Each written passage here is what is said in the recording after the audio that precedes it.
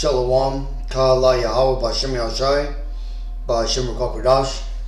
Double honors my teachers, the apostles and elders of Great Millstone. Peace and mercy to the elect who with the house of David reborn again in this generation. And Shalom to the 130 Yasharallah, who today are known as the Negroes, Latinos, and Native Americans, who before losing our true heritage, we were known as, and still are, the true Hebrew Israelites of the Holy Bible. In today's lesson, we're going to talk about the video we just watched and how this is all part of prophecies which are currently playing out in front of our eyes. But let's read this first. This is 2 Ezra 9:3.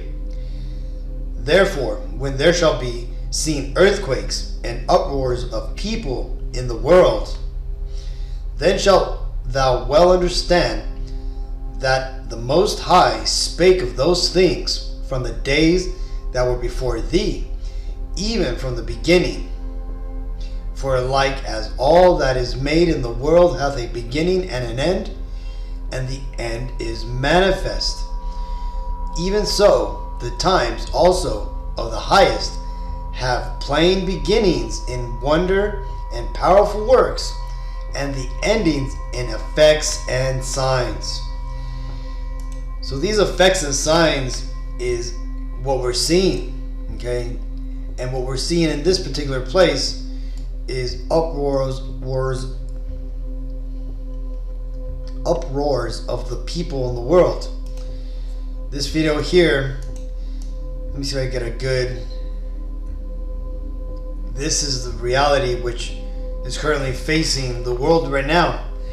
Is you have people all over the world rising up against their government, against social issues, against wages, against unjust laws, and eventually it's going to be about corrupt governments, because again, you know there's going to do something regarding the coming up election, right? And then also all the laws.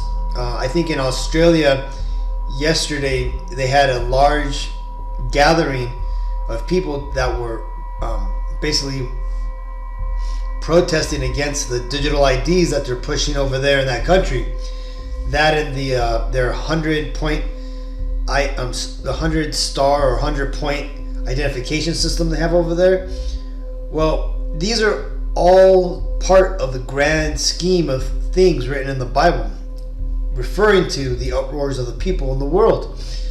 You see, what we're seeing is not only is it prophecy playing out, but it's a couple of prophecies. You see, the reason why everything is coming apart the way it is first, these devils at the top, they have this all orchestrated, okay?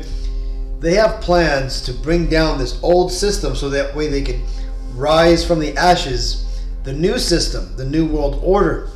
But in doing so, there's been leaks that things aren't working to their liking. There's a lot of problems going on with the implementation.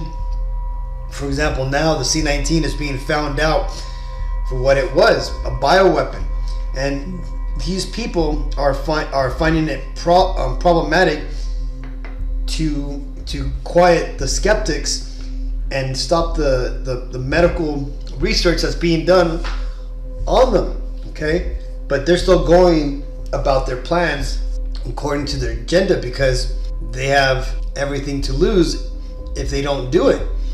So that being said, I wanted to focus on this video because in the video, though right now we know the university protests were for the most part all set up by George Soros, what we just watched here was the infighting of Egyptian against the Egyptian, right? Basically you have these Edomites fighting against themselves, and that's because they are divided amongst themselves. Right now Amalek is attacking the rest of the house of Edom. Okay, that's why what we're seeing with the whole immigration thing, the whole demoralization of the westernized cultures around the world, all because Amalek wants to take everything and leave nothing for the rest of the house of Edom. Edom being the biblical name for the Caucasian race, which also includes the so-called Israelis. Okay, they're both the same people. They just like to pretend that they're totally different, but they're not. So let's read this. This is 2 Ezra 15 and 15. For the sword and their destruction draweth nigh, and one people shall stand up and fight against another, and swords in their hands. See, eventually what's going to happen is right now people are just protesting, social issues and the things that I mentioned. And it's all, at this point, probably pipes or bear spray, as we've seen in this video, or sometimes you'll see an occasional stabbing. But eventually what's going to happen is that these riots are going to just go away, because people are going to see that they're really of no use, and they're going to start taking things into their own power, their own hands, right? You're going to start seeing mob rule, right? People are going to be attacked on the streets. You're also going to see just people attacking other people, right? They're no longer going to be civil one to another. And that's because, like I said, there's multiple prophecies going out, right? Like it's the Egyptian versus the Egyptian.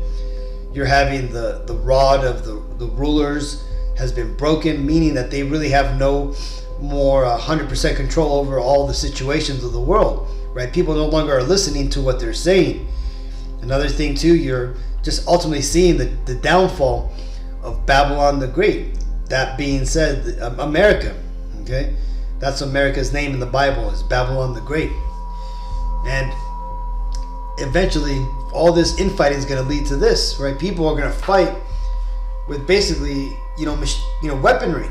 Right here it says swords, but the modern day swords is weapons, right? And the vision that Ezra's seen here, he ultimately just seen people fighting against themselves, fighting to the death, and that's ultimately what we're going to be seeing eventually, right? People that are overzealous in politics and just the social, who are invested in the social system of ourselves, they're the ones who are losing. These are the people who ultimately are gonna lose out, and they're gonna be the ones that are gonna be devastated because their America has fallen, right? Their freedoms are gone. The Constitution no longer applies. See, these are the people that have put their trust in men and have gone down to Egypt for help. Basically meaning they've gone to the city life, the society, as their God, instead of looking to God as their God. Now, this is 1 Peter 5:8. Be sober, be vigilant, because your adversary, the devil, as a roaring lion, walketh about, seeking whom he may devour. This guy here, he's going to get in trouble, right? He's going to get the book thrown at his ass. And why is that? Well, because he came against a planned opposition operation, which is what these university protests were. Ultimately, they were put there so that way these devils could pass the anti-Semite hate speech bill. And that being said, this guy here, he's more likely a so-called American patriot, right, or conservative. What's currently being pushed right now is the narrative is that the frat boys of these universities who see these protesters as a total setup and ultimately against it, just like most conservatives are, because by default they're backing the Israelis because they think those are the Jews of the Bible, right? Not knowing what the Amalek's true stance on Christianity and them for the most part is. Well, that being said, this guy here, he was not sober. He wasn't vigilant, right? He wanted to take actions into his own hands. And that's what us as Hebrew Israelites, we need to remember, not to get caught up in these shenanigans that these devils are setting up. Again, this is all according to their plan, right? All these psyops, these protests, right? They're eventually going to do things like the January 6th entrapment again, where they're going to set up little honeypots for you to fall into. And you know what? I have a feeling that one of these days at the IUIC or the ISUPK or certain one of these large groups, Hebrew Israelite groups that are too corporatized for my liking, but one of these days you're going to see that an event that they hold is going to eventually be raided by Esau, right? And he's going to take everybody in. So the thing is that's what ultimately a lot of these camps that sold out, that took the 501c3 are about, right? They're there to set you Hebrew Israelites up. And like the Apostle Tahar said, right? They're a filtering system to filter out the unwanted from getting to GMS, right? To the apostles, to the truth. And what I'm saying is that we don't want to be like this guy here, though it may have been satisfying for him to bear mace the shit out of these people. It's not the right thing to do, right? We have no dog in this fight. The Palestinians and the Israeli, that's Edom and Ishmael fighting over a land that isn't theirs. All we got to do, Akim, is just sit back, watch the destruction come, cheer it on, and don't be a part of it. Okay, don't be emotionally tied to it. It's okay to have commentary on it, but do so as the messenger of God. Understand that what's happening is biblical. So hopefully, let's get this last scripture and we'll be out of here. This is Acts 17:30. And the times of this ignorance God winked at, but now commandeth all men everywhere to repent.